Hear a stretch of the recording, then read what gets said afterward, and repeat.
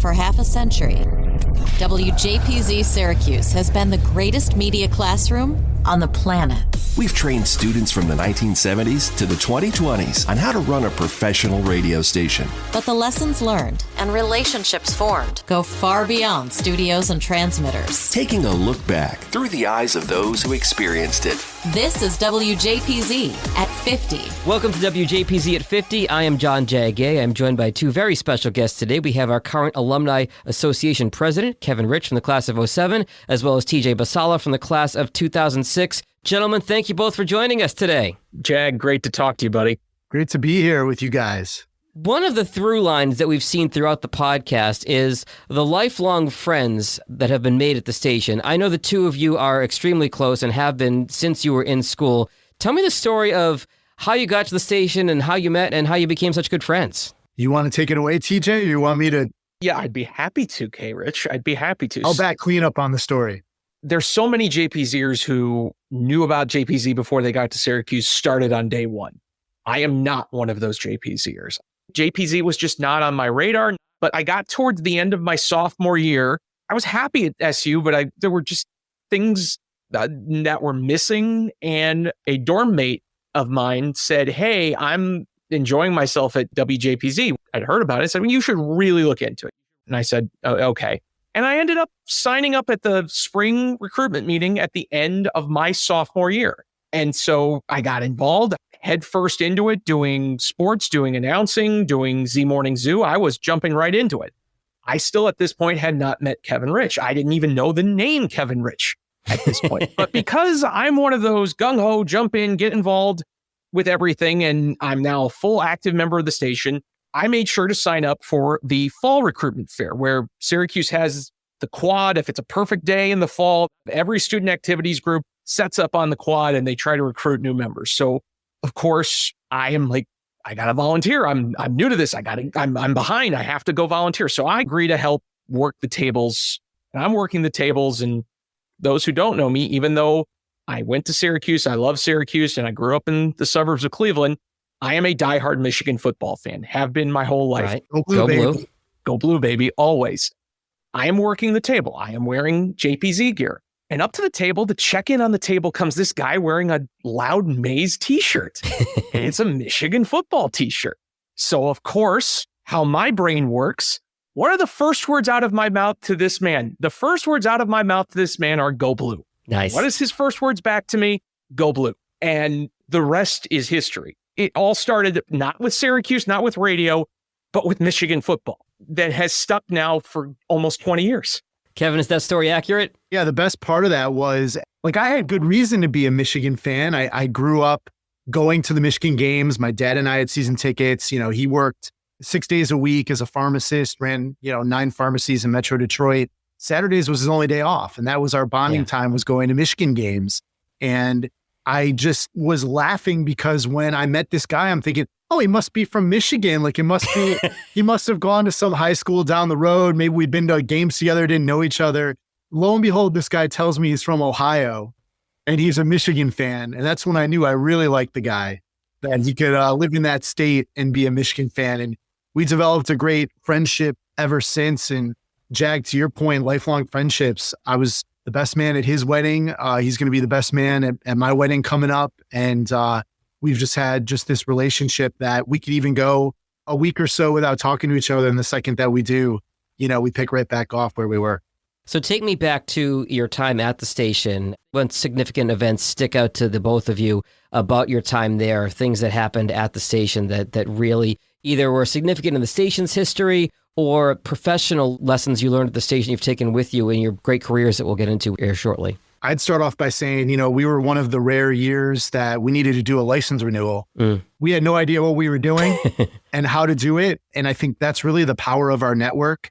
For my role as GM, I was able to pick up the phone and call Dina Jacoby and say, "Hey, I see on our license, you were the last person that was a student GM here that had to deal with this." And she walked me through who to talk to and what to do. And I remember climbing up Day Hall on a 20-degree winter snowy day with the RF consultant who had to, figure out the levels because we were getting contested by the name John Oldfield probably sticks out to some people. that tried to botch our license the last time and didn't want us broadcasting. I would say rest in peace, but you know.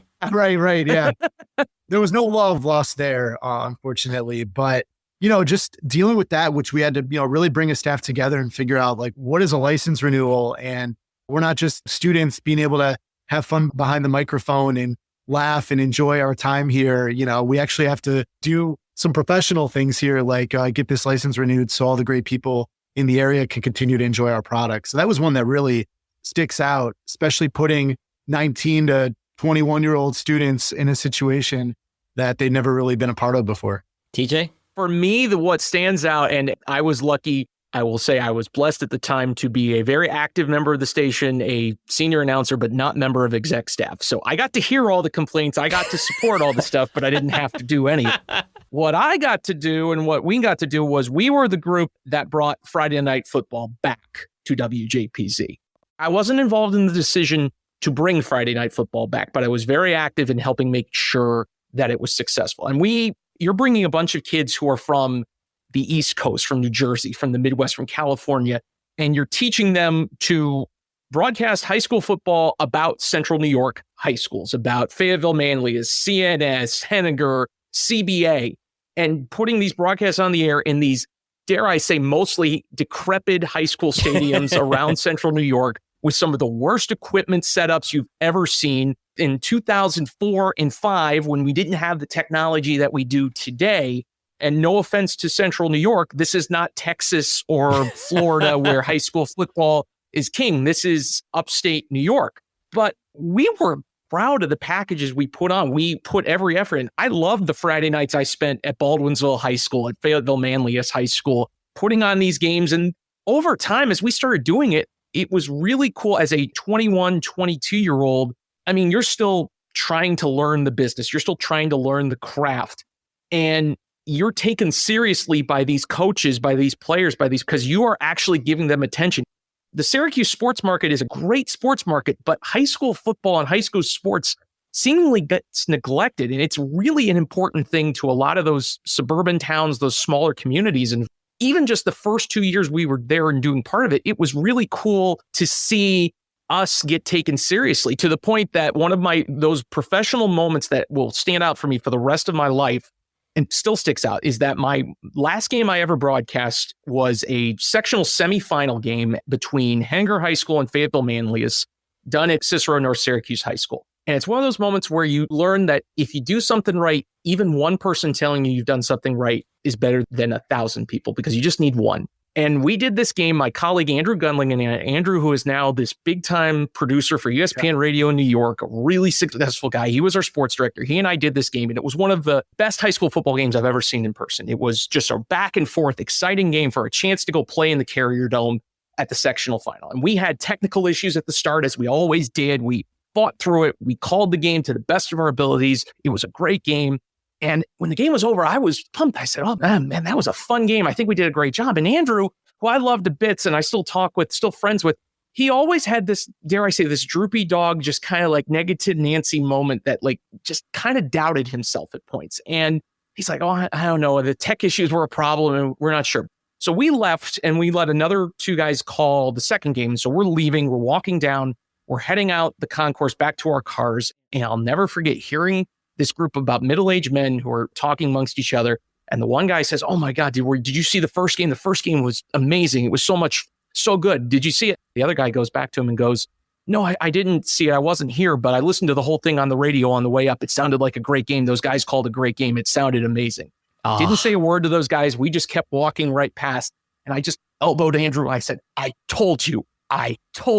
We did a good job. And we know when you do radio, anyone who's done radio, even if you're working, whether you're working for a big market station or a small market station, you're talking to a microphone. You don't know if somebody's listening to you. Just to know that one person did and had an impact on it professionally, just said, okay, I can do anything at this point. Whether I'm going to work in radio, I got this. And it's stuck with me ever since. And it's so great to see the station now. Friday Night Football has become something we never thought. Like, they do events, music comes, they do tailgates, they give prizes. It's a big deal for these high schools now.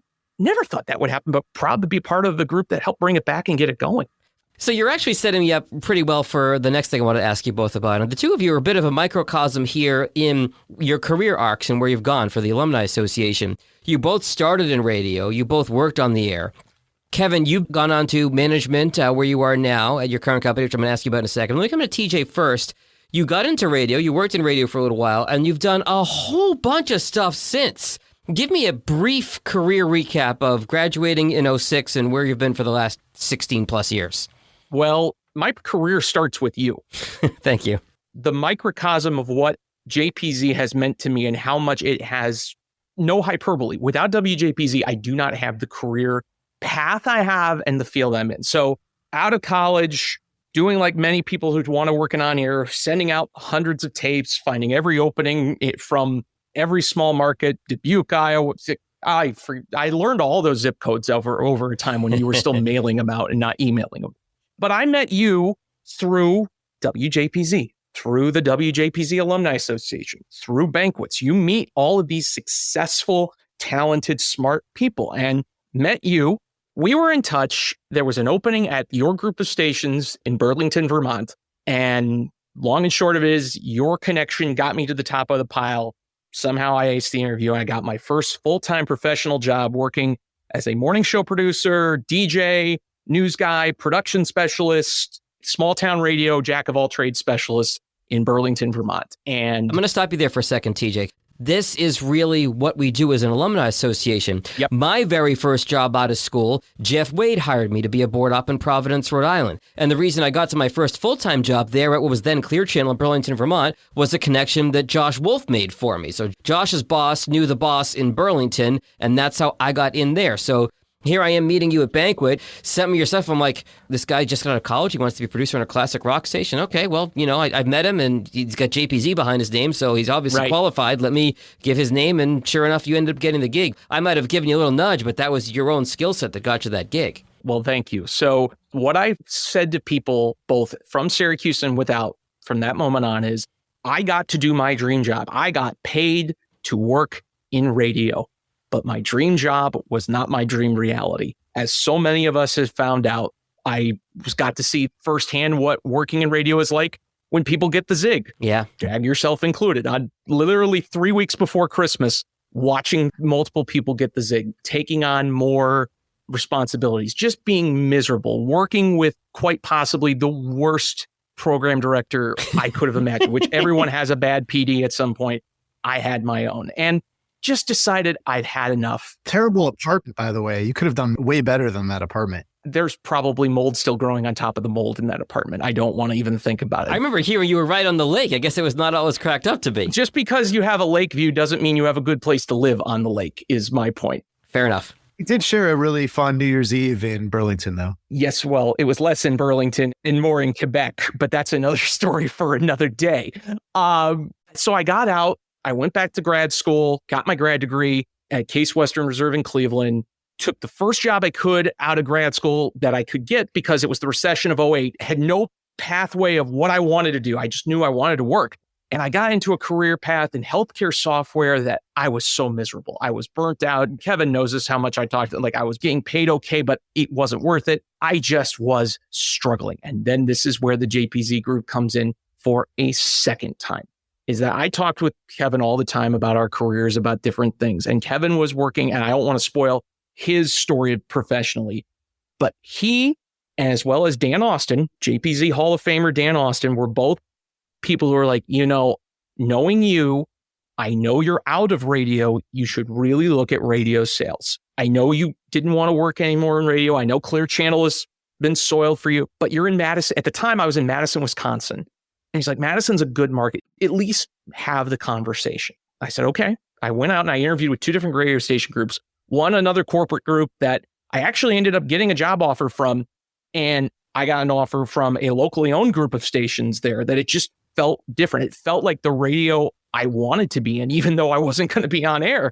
I was going to be in sales and marketing. And I said, okay. So I got a job and I learned that being in sales stinks. Being in sales is one of the toughest things in the world you can do. I have the utmost respect for anyone who works in sales because cold calling and everything associated with it just is miserable. But that job was the single most important job I ever got, thanks to some of the advice I got from these guys, because it taught me all about marketing and branding. Once I did get clients, I got to work with them to create marketing plans and communication strategies. And I was like, oh, so this is what I wanted to do. And I knew over time, as my base salary was going away and it had to become all commission, I'm like, well, the clock is ticking. I've got to get out of this. I got to get into it. And I ended up getting a job with pre-multiple mergers Hewlett-Packard on their marketing and communications team. And they said, oh, it's also a remote job. You can work from wherever. That was the job that got me to move back to my hometown of Cleveland, where I've been now for the last decade. And since then, I've moved a couple of different places. I've worked for HP for 4 years. I've worked in commercial real estate. I worked for one of the biggest brands in the world, Progressive Insurance, in my hometown of Cleveland. And now have worked my way up to be a senior content strategist for one of the largest independent financial advising companies in the country, Edelman Financial Engines, doing nothing but marketing, communications, writing, branding. I now say I'm a decade plus marketing and communications professional. I'm a content writer. I do all those skills I would learn in college and at JPZ. I now do it in something that if you told me in 2005, this is what I'd be doing, I'd say you're crazy. But it's what I love to do. It's what I'm good at. And it took a couple of JPZ connections and some help and support to get me there. And without it, I'm not here. And you're back in your hometown, going to Guardians games, I'm going to get that right. Yes. With your lovely wife, Karen, who we've all met and loved. She's the ultimate married into it. She wears the I've married into this group. She knows more of JPZ inside jokes than some JPZers do at this point, which is just, as she's looking at me in the other room right now, just shaking her head. She's part of this community now too. She's the true quintessential person of when I told her, when we started dating and I was telling her about all of the friends you're going to meet, you think you talk about people you went to college with. Yeah. Kevin and I went to college. But when I talk about Jag, when I talk about Matt Friedman, class of 94, Chris Filardi, class of 95, people who are about a decade older than me, but also Krista Lepard, class of 2012, Liz Doyen, class of 20, like people who are about 10 years younger than me. This is what going to college with these people are like. And the first time you tell someone about it, they kind of go, really? But then over time, you learn this is how this group is like. Same way for my wife as well. Well, now that TJ, you've talked about how much you hate radio sales, let's move over to Kevin and talk about his career. Kevin, I hate your job, buddy. I love my job. And tell me about your career path from JPZ, because you started on air, right? Yeah, I did. I started on air. Like many, wanted to get on air out of school. I'd send my air check tapes around. Jag, I'd flip them over to you, and I'd ask for pointers, as well as some of the other alums of JPZ. I actually didn't get my first gig because of the JPZ network. I had sent air checks out all throughout the country, and I got a call back from West Palm Beach, WRMF. So I got my first job, and it was interesting because the general manager at WRMF was actually from Syracuse. So it wasn't a Syracuse JPZ connection, but she had worked and went to college at Syracuse.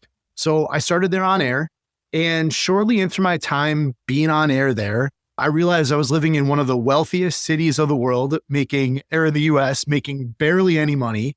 And I thought, this sales thing, speak of WJPZ alums, Dan Austin, who I became very close to in school and even more so after college. It's like, hey, you should try the sales thing. And if it works out for you, give me a call. And sure enough, I convinced the sales manager in the building to give me a sales job. This was after he told me that I could not do sales.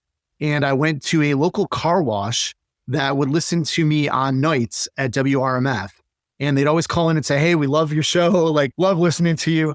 And I went there one day and I said, hey, I need you to do me a favor. I was like, if I could have you advertise during my show, would you do it? And they're like, yeah, absolutely. I said, okay, I have really no idea what I'm doing, but I'm going to just put a schedule together for you. I need you to sign it. Wow. And when the sales manager basically calls me out and says, how did you do this? Who helped you with this? And I tell him it was me who did it. And he calls you.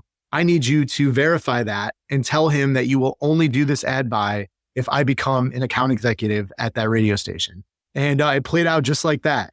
Wow. I had no idea what I was selling and for how much. I actually charged a really good rate, I was told, at the end of the day.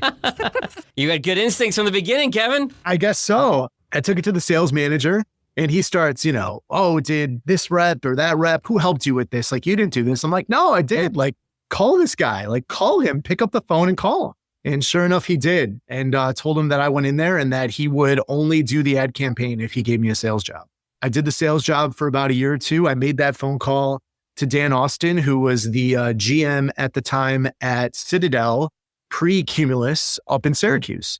For those of the JPZers listening, that was the evil empire known as 93Q. Right. And I had actually DJ'd there my senior year. The 93Q automated hotline. I had DJ'd on 93Q. TJ had given me some great content on air when I would call him. I'd say, hey, I'll meet you at Chuck's at 11. But in the meantime, I need you to call into the show and have some fun with some listeners. And the also fun part about that, we never really shared that story. But at the same time, I was doing nights at 93Q. Fellow 07 grad, little Ralphie at the time, Ralphie was doing nights at Hot. I was going to ask you about that next. This was like the two great rival radio stations of WJPZ. For a generation, it was 93Q, and then later, as we all came up, it was more Hot 107.9. And here you are on opposite each other, toe-to-toe, at the same time on 93Q and Hot 107.9. And Ralphie and I have so much love for each other. We had love for each other at that time. After our show, sometimes we'd run into each other at Fagan's or Chuck's. And we just thought it was so cool. Like, we didn't really see each other as competitors. We just thought it was so cool that, we were doing commercial radio at night during our senior year of college on competing top 40 radio stations. So getting that job a few years later, working under Dan Austin, and that was where I really crafted my sales talent. Dan, and still to this day, is just a tremendous sales coach, just a tremendous leader. He's just so good. And I learned a lot from him. And being able to kind of go back to Syracuse was weird, going back there as an adult and not as a student. Yeah. That's where I really got into sales and really enjoyed it. I had a brief stop in Seattle and then spent 12 years after that at Town Square Media in Albany, New York. Then just about 8 months ago, I left for a corporate job at Beasley Media Group. And that had a little bit of a JPZ connection as well, because our CEO here at Beasley, Caroline Beasley, was actually a keynote speaker a couple of years ago at the WJPZ banquet. Right. I sat at the table with her. I probably talked to her for about 90 seconds. And the next day, her brother, Brian, who's the COO at Beasley, just called me up and said, hey, my sister told me that I need to talk to you. Wow. Here we are, and let's have a conversation. It took them 3 years to get me to come over, but I've been joining it ever since. And I'm involved in the day-to-day operations of, 60 plus radio stations all throughout the country. And I love that Beasley connection also happened because of another JPZer who was in my town, was in Cleveland, Jeff Kirkjian. When he got his first job out of college out of JPZ in Cleveland, we became very good friends because he didn't know a lot of people in Cleveland. So, of course, I looked out for him and we hung out a bunch of times as Clevelanders and just had a great time. And, of course, when his station, dare I say, went to hell, he ended up getting out and getting a job. I don't want to speak for Jeff, but I know he got out and got a great job out in Vegas for Beasley. And one thing leads to another, to another, to another. So it is that continuation. JPZ is one giant game of Kevin Bacon connections that just keeps going on and on and on and changes lives every which way we go. Kevin, I want to come back to your story because in Albany, correct me if I'm wrong, you went from sales manager to general manager, and that got you into the whole upper management levels of things. Do I have that right? Yeah, I started as a local sales manager. I was promoted after a couple of years to director of sales. After a couple of years, I was promoted to chief revenue officer, general manager for the group. That was my role the last 4 years before joining Beasley. Any other lessons or JPZ stuff you want to hit on? I pick people's brains on different topics every day, and it's nice, and people pick my brains on it. It's just nice to have such an amazing group of people that we can always, everything from things we do professionally about writing better, connecting better, selling better, to do you know someone in this town who does this business? That's all I'll say is that we all network like crazy, but this network has more often than not come through for me. And hopefully I've come through for them in ways that keep going to this day. It's the podcast celebrating the world's greatest media classroom. It's WJPZ at 50. Hey JPZers, it's Sam Candell, class of 2018 and chair of this year's banquet committee. Banquet 38 will be March 4th, 2023, and you're going to want to be there to celebrate 50 years of hashtag radio. You can buy tickets now for $89. but only through December 15th. It's WJPZ at 50. Since it was alluded to earlier, I'll ask you to tell the New Year's Eve Burlington, Vermont story. Oh, dear God. And Kevin, I'll let you tell this one. I was a senior. TJ was his first job out of school. And I decided to go up there for New Year's. We were going to watch the Rose Bowl. Michigan and USC were going to play. And just go out and have a great time New Year's Eve. As many of you know that are close to TJ knows that he is more Canadian than most Canadians. And we were out, is it Church Street? What's the main street in Burlington? Church Street Marketplace, downtown Burlington. I had a couple pops, as they say. And TJ was drinking some waters. He was okay. And we were out there and the ball drops and, we were having a good time, but we were hungry. And I was thinking, can we go to Tim Hortons? Like, where is the nearest Tim Hortons? Now, we had done a little research about this earlier in the day and didn't know if it would actually really happen or not. To add to that, just to seal the deal, we looked at every Tim Hortons that was closest to the border and we started calling them to see if they were open. Remember, this is 2006. You don't have the detailed Google Map updates. Yeah. But we have the phone numbers. We call nothing. As I'm making a call, we're in my apartment. I look over at Kevin and he goes, and hangs up his flip phone. I'm like, what happened? They said, they picked up. I'm going, well, why didn't you say anything? They were speaking French. Of course they were speaking French. It's Quebec, you idiot. So I finally figured out, I was like, wait a minute. We have to ask them if they're open 24 hours. So I pull up the Babelfish translator. I type in, are you open 24 hours into Babelfish? I said, give me your phone. I call back the number. Bonjour, et Tim Horton. Êtes-vous de 24 heures? She said, oui. I said, oui. She said, oui. I said, merci. I think at the time it was funny. It was cool. I didn't know if it would really happen. I mean, we're going out on Church Street for New Year's Eve, but I looked at him, he looked at me. We decided we were going to do it. And about 15 minutes into crossing the border, which by the way, getting through the border was no problem whatsoever. By the way, what time is this by the time you decide to go and get the hour or so up to the border? 12:45 at night. Mm-hmm. Yeah. We get about 15 minutes through past the border and ice is like falling from the sky. Like not even snow. It's like a pure ice storm. And we were committed, and credit to this guy for driving through it. Thank you, Subaru Outback. We get to the Tim Hortons in St. Jean-sur-Richelieu, which is a southern suburb of Quebec. We roll up. I had to go to a gas station, which is a whole nother story, to get Canadian money. And petrol. Right. Cash exchange.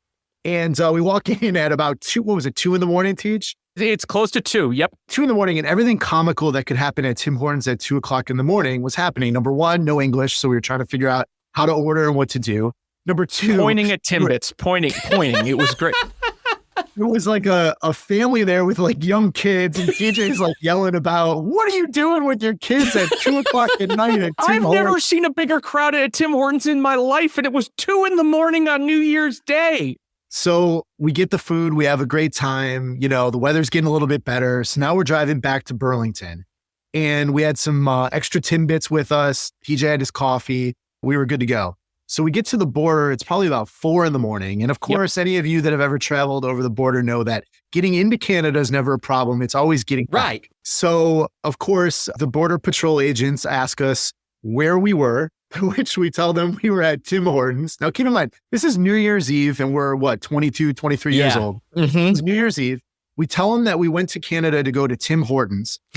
TJ's got a Vermont license, but Ohio state plates, right? Or it was Ohio. Vermont car license with an Ohio driver's license. That's right. Okay. I had a Florida license because my residence at the time was Florida because my dad had moved to Florida. I had a Florida license, but a passport issued in Michigan. So that was all a mess too.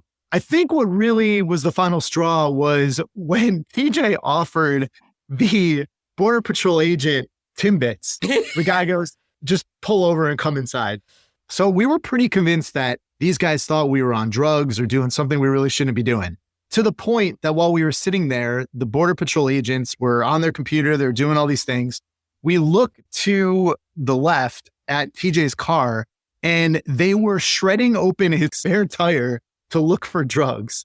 And if you know TJ, he was not cool with that. And I really had to hey, we just need to get out of here. We'll figure it out later. Yeah, you don't want to pick a fight with the Border Patrol agents. No, I did not know how to handle things calmly at that time. Do you now, though? Do you now? I'm a lot better than I used to be, but yeah, if you see blood vessels popping out my bald head, then it's a different story. So we're sitting there and we're like, we've got no convictions here. We knew what we were doing. Like, there was nothing wrong with what we were doing. There was one Border Patrol agent that was cool. I think he thought we were good. There was the other one that was just trying to like figure out a way to bust us for something. Freaking Barney Fife wannabe.